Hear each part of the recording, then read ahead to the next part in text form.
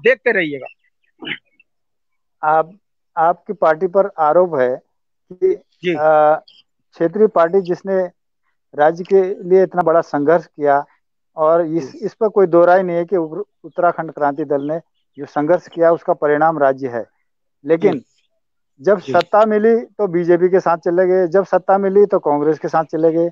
और इस तरह की जो सत्ता लोलुपता आपकी पार्टी ने दिखाई है, तो उसके बाद किस तरह से आप लोगों में विश्वास जगा पाएंगे? नहीं, हम सत्ता लोलुप नहीं है, हम राज्य के लिए संघर्ष कर रहे हैं, जो हमारा मौलिक संघर्ष था हम उसी लाइन पर आगे बढ़ रहे हैं। तो इन जी। हालातों में आप अपने ईमानदारी का जो चरित्र है वो कैसे जनता के सामने दिखा पाएंगे? बहुत सही सवाल किया भाटिया जी आपने। पहले तो मैं सिरे से आपकी इस बात को नकारता हूं कि हम सत्ता के लालची हैं। देखिए, झूठ बोलो, बार बार बोलो, अखबार के माध्यम से, चैनलों के माध्यम से बदनाम करो और वो स्थापित हो जाता है। आज जनता इस बात को समझ रही है धीरे धीरे। मैं पूछना चाहता हूं, 2002 में उत्तराखंड क्रांति दल 4 विधायक लेकर आई थी, क्या हम सत्ता में थे? उस समय पर हमने विपक्ष के अंदर परिसीमन के विरोध में, जल जंगल जमीन पर अधिकार के लिए जेल भरो आंदोलन करे, जेल गए, लाठी गोली डंडे क्या निकाय, नौजवान बच्चों को रोजगार दिलाने के लिए। आपको याद होगा, विधानसभा के बाहर लाठी डंडे चले, सिर फाड़े हमारे इन सरकारों ने, आपको याद नहीं है? मगर 2002 से लेकर 2007 तक हमारे संघर्ष को यही भाजपा कांग्रेस के नेताओं ने ये कहा कि अपने राज्य के अंदर अब यूकेडी वाले तो केवल विरोध की राजनीति करते हैं, इनको सत्ता के नजदीक आकर सहयोग करना चाहिए और अपने क्षेत्र विकास की बात करनी चाहिए। तब हमको इस तरीके से बदनाम किया गया 5 साल। हमने बड़ी शांति से जनता के जन आंदोलन को जारी रखा और उत्तराखंड के बुनियादी सवालों पर बात करते रहे।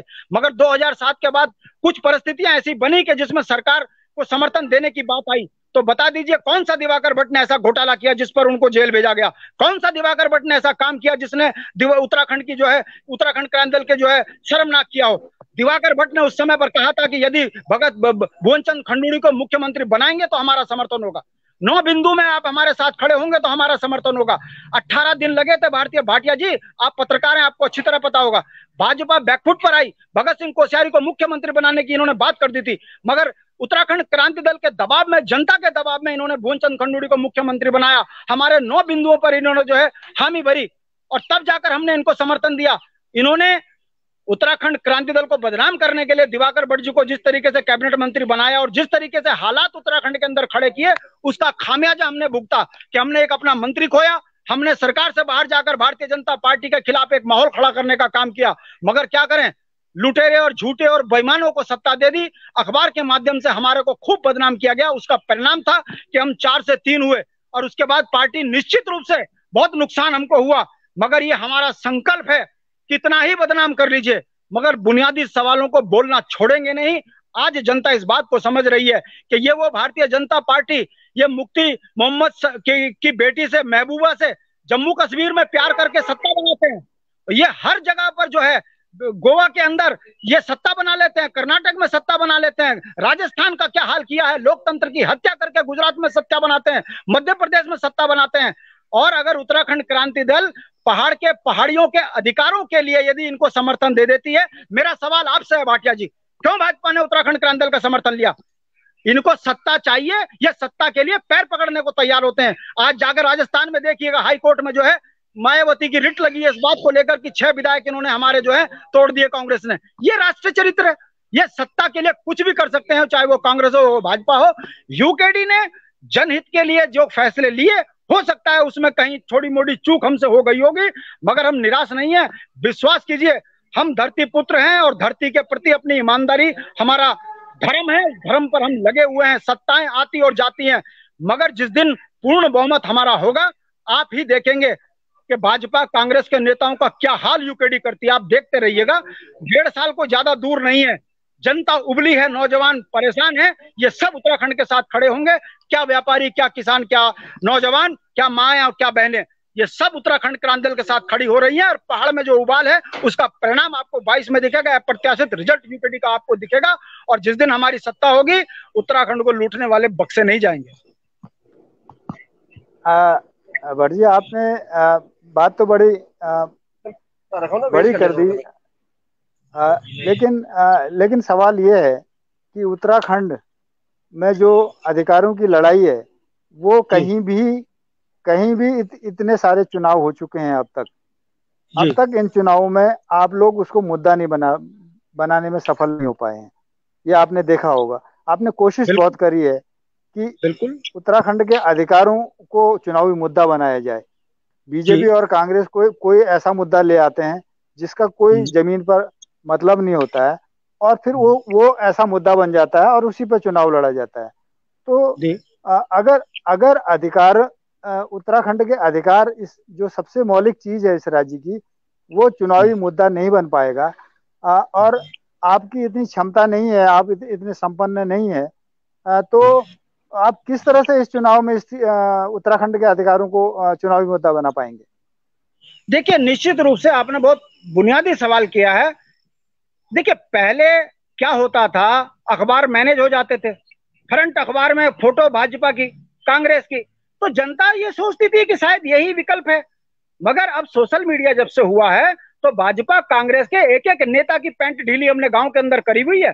आज जनता इस बात को पूछ रही है भारतीय जनता पार्टी से कि बताइए, आवश्यक सेवाओं में, कोविड-19 में शराब को तुम जो है आवश्यक सेवाओं में ले रहे हो और राशन की दुकान बंद करके गांव के आदमी को लाठी मार रहे हो केवल इसलिए। और गांव का व्यक्ति अगर उसको अपने पुलिस से मार से बचना है तो वो ये कह रहा है कि मैं शराब का बोतल लेने जा रहा हूं, इसलिए उसको छोड़ा जा रहा है।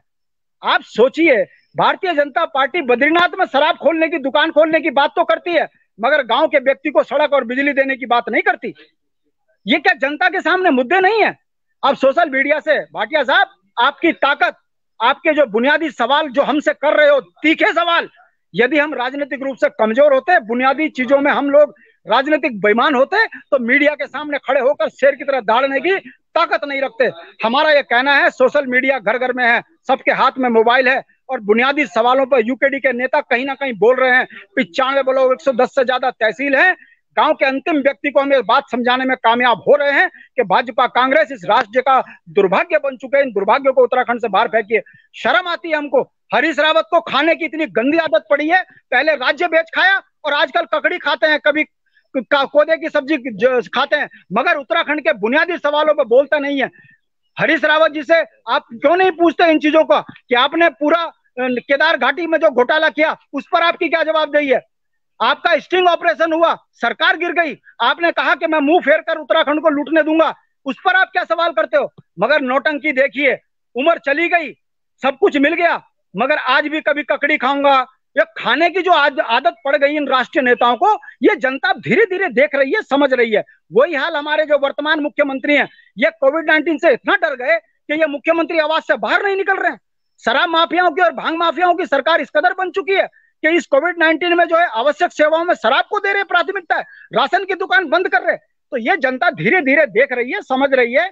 आने वाला समय क्षेत्रीय दलों का होगा, और मैं बार बार इस बात को कहता हूं भाटिया जी, आप जैसे ईमानदार पत्रकार उत्तराखंड राज्य में होंगे तो नेताओं से कड़वे सवाल करेंगे। और मैं दावे के साथ कह रहा हूं आपको, अगर भाजपा ईमानदार है तो जरा उसके राष्ट्रीय प्रवक्ता को अपने चैनल पर बुलवाकर देख लीजिए, मैं राजनीति छोड़ दूंगा।